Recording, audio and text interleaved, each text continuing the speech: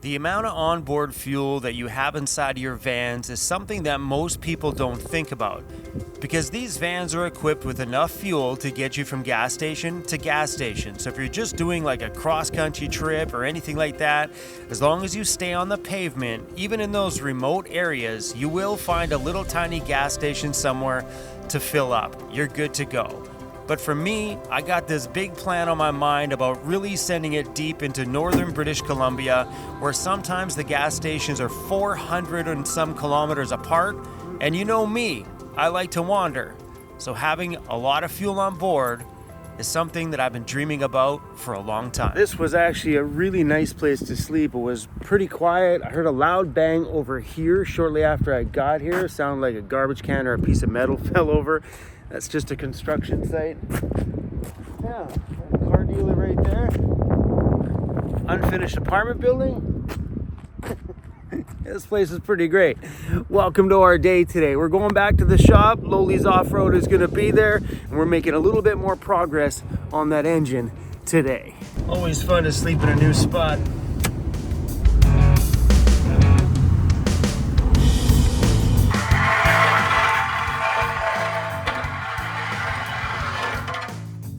My big 5.4 liter engine upgrade is about 75% complete. We got a couple more parts that we're waiting for from Ford, and then that's it, my friends. This thing will be back on the road. All this big chunk of metal was underneath the bottom of my van. And Lauren from Loli's Off-Road chopped it the heck out today. What is he doing under here? Are you sleeping, sir? Well, look at how comfortable I am here, right? So, Look at all that extra space. yeah, so all that was in here, as you guys can see. That's where the cuts are.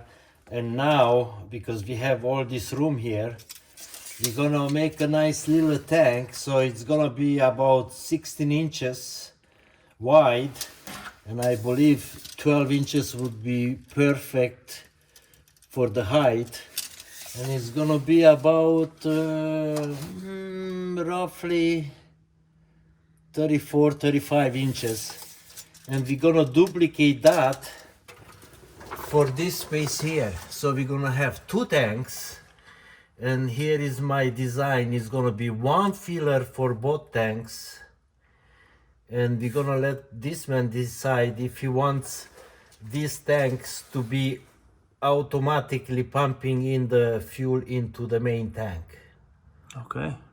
because that could be, so if you are driving and you have half tank or whatever, you can just hit the switch, keep on driving, and you see, oh, it's filled up, turn it off, and away you go. That's Still cool. on the go. That's super cool. Yes. So I made the design for the tanks and for the brackets where they're gonna be mounted up on the frame rail, and I'm gonna send this out to my buddy, and he's gonna meld them together just like that. Yesterday he was underneath there telling me, hey man, we could put a fuel tank right here, on the front side of the differential, and it would probably hold maybe approximately about 100 liters or so. And then today, after he ripped that out there, he goes, we can throw another one in the back. And this is it, you guys. It's gonna be two tanks. How you linked them together? Oh, I have my own secret recipe for that. So it's gonna be linked together. It's gonna be one filler. It's both gonna have senders in it, like sending units, so you know the level. But the two tanks, it's gonna fill from here to there. It's gonna be from the bottom to the bottom. I'm gonna make special adapters that they go in, no rubber hose or anything like that. And then the same thing, when you pump it, when the level gets down here, you see both levels should be coming equally down and up. Nice. Right? And then have one that fills right into your main tank. So we're gonna put an inlet, and we're gonna have a pump on this one. It's easier because this way you eliminate getting any air pockets into the fuel system. Oh, I guess That's the reason. I guess because you're switching between two fuel systems. Yes, that's the reason. Ah, that makes sense. You know, instead of doing that, why not just fill your tank and you already see it, Yeah. what's happening Yeah. there, you know? It's like, even let's say you are in the bush and you go down to a quarter tank and you have those two tanks filled up, right? You pull on the side, you prepare your lunch or whatever, dinner, you know, you just hit the switch. You know, you're having lunch and you have a fuel station, bam, filling you right up there. Ah, how good. Feet, man. How You good. know, so, and then not only that, now you can be out in the bush and do 1,000 kilometers, right? Instead of going out for 400-500 kilometers, and you have to Yeah. halfway there you have to come back. Now you can go further in. Right here's my exhaust for my gasoline Webasto heater, and this before was connected to my vehicle's muffler that went out there, so we're gonna have to connect it to there somehow, which is probably be perfect. And so yeah, because now Lawrence decided that we're not gonna bring the muffler all the way to the back, that we're gonna bring the exhaust right out the side in the front side of the tire over there instead of running it all the way back here and all the way out the back end.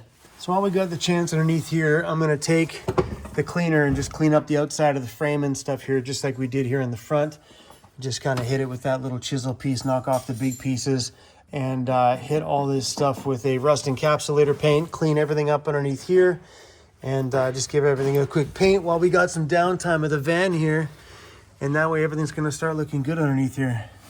And if you're on Vancouver Island and you happen to know somebody who buys scrap metal and picks it up, we've got that big thing that needs to go.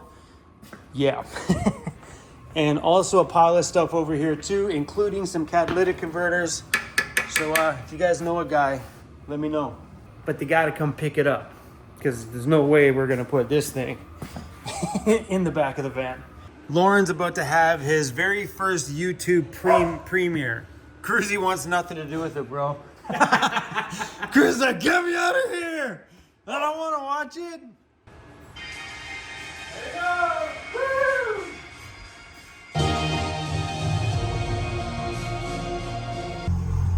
Woo! Ooh, the mood.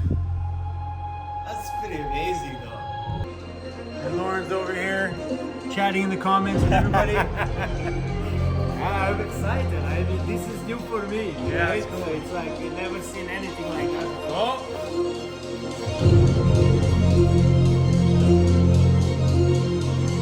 Drama. 10, 9, 8, 7, 6, 5, 4, 3, 2, 1. Let's go. Boom. We got some treats here from Manitoba, buddy. Your fans, John and Sherry, got you some goodies. Would you like some?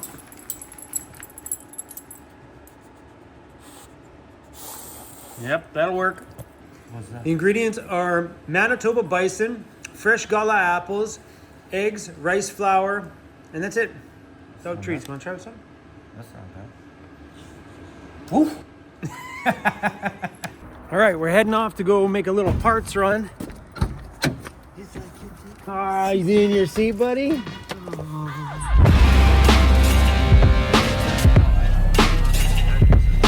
We'll be back, bro.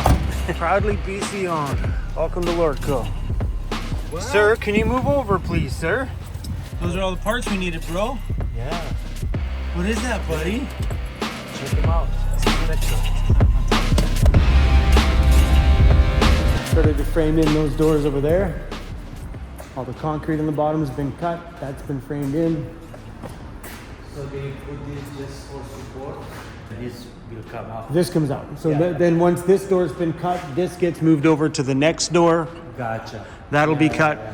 And then, the electrician did an awesome job. So over here, I said we were going to recreate my kitchen. So we threw another couple extra plugs here. These ones are higher power, just in case I throw some. He goes, you're going to plug an induction cooktop? Let me put 20 amps over here. So we put higher power in the kitchen. Standard wall plugs along there. There's four plugs. We have a 20 amp outside plug. So if we ever need to park a van there and on that side to charge, we can. There's a hardwired internet cable over here for internet for my laptop, for my computer in the front. Yeah. Here's the lights I chose for hanging in the bathroom, the toilet. We got a round bathroom mirror. Yeah, I seen somebody was asking on your live. It's like, hey, what's in all those boxes? Yeah, so in these boxes are my toilet, the mirror for the bathroom, my hexagon lighting for the shop, washer, dryer. That's my bathroom vanity. That is the upstairs kitchen. The whole kitchen for upstairs, the cabinets, upper cabinets. They knocked our hallway in over here. Yeah, that'll be the garage door. So it's 8'2" wide by 7 foot high. I was originally thinking just to do a small door because we just need to put a pallet in there. But he said it's actually cheaper to do the bigger door. It would have cost me a lot more to do the smaller single one. And I wasn't expecting to give up that much of the wall, but You have to load it up, you don't have to worry. and it's also easier for getting the forklift up here too, so we don't have, because I was going to put racking. Yeah. So at least then it leaves this whole corner open, so there's lots of room to not knock one of the racks down. We have in-ceiling speakers all the way across here, so there'll be sound playing on this side. We have 6 in-ceiling speakers over there on that side, 2 speakers right above the entertainment area there. And all the speakers in here will run off the computer. So if she presses play on a computer over there, it plays everywhere in here. Oh. Yeah, and then you put plugs up here. So this is where one of the hexagon lights will be. That'll be where another hexagon light goes, like that. Doing those RGBs. So what's gonna be in here? Because this wasn't here before. Hot water tank. Oh. So that'll be a hot water tank, and then obviously closet space. We Yeah, can do yeah, whatever we want with. And then on this side is where the kitchen will be. It's just a center sink, kitchen counter, and the upper cabinets here. And this one's wired for a pot light in the top, so it'll light up where the sink is. You just climb all the way back there, bro. Where is Daddy Cruzy? Huh? Where did he go? Where is he? Are you coming here? Are you coming here? No? Are you coming? Come on, let's go. Let's go. Let's go. Where is Daddy? Come on. Let's go. Let's do it. Let's do it. Come on. You can do it. All right, I got a little package from one of you guys. From what I understand, this was made on not for you, Cruzy, calm down. This guy's like, is that for me? It's not for you, bro. All right, Ryan from Coquitlam, what you got, bro? No kidding. No shit. Holy freaking cow. How freaking cool is that? Wow. That's amazing. He made it on his, what's that called? That machine that, he made that on a 3D printer. Ryan, this thing is so cool. And a place to hang it. Best gift I ever seen. This is incredible. Thank you. This is freaking so cool. You know what this is going to start? People in my comments going, I want to buy those, Ryan. Congratulations on 300,000 subscribers. I just made this for you. Best of luck to you on your new adventure. Thank you, bro. This is Pretty amazing. This is freaking You so should cool. have seen your face when you first opened it up, or it was like priceless. Man, I have the best subscribers on the planet.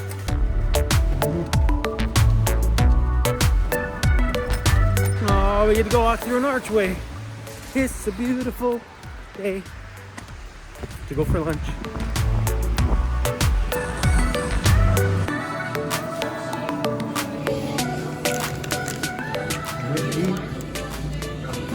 Look at the cheese on the bottom of that thing. Yeah. Look at that, baby. How's the cheese for my sandwich? Get it.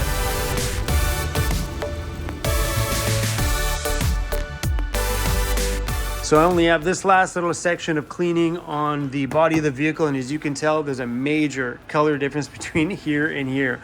That's the last panel left to do. This seems to be the magic trick, this one. This little foaming glass cleaner works really, really good. Spray it on there, leave it on there for a minute, and give her a scrub off, and she's clean. So yeah, if you guys are ever planning on doing like a textured coating like this one, they're a little bit tough to keep clean. Just because like, you can take it to the car wash, you can scrub it with that soft bristled brush, but it doesn't get into the little grooves of this stuff. So here, just hit it with a glass cleaner, this, and if you want, use a sponge or something like that. Don't push too hard on this stuff. You don't want to like damage it, but if you're just gonna push lightly, it actually works really good. Look at that, pulls it right up. And nothing like washing your van in the shop with glass cleaner. There's some, I think that's actually paint. Looks like road tar or paint stuck to the bottom of these panels. And right down here on this side, it's splattered all the way across. It's the same right up here too. Yeah, I must have hit some black paint on the road, or because that's not really like tar, that's hard. Well, maybe it is tarry a bit. Yeah, it is a little bit. I wonder what I can use to get that off of here without damaging this. So in here, I'll show you the other gas tank. So this is the gas tank that's going underneath this ambulance. Look at those welds. That's beautiful. So Lauren went underneath this thing and made some measurements. You know, I remember him tinkering around underneath the ambulance and I never thought anything of it. Lauren measured that out and gifted that gas tank to me so this thing could have a little bit more adventure. So now that we got all this stuff pulled underneath mine, the thought of putting an extended fuel tank, or like Lauren's like, let's just do two, we got the space, is so freaking cool. And I guess one's gonna drain into the other, and then I can flip the switch and pump it into my van's actual gas tank.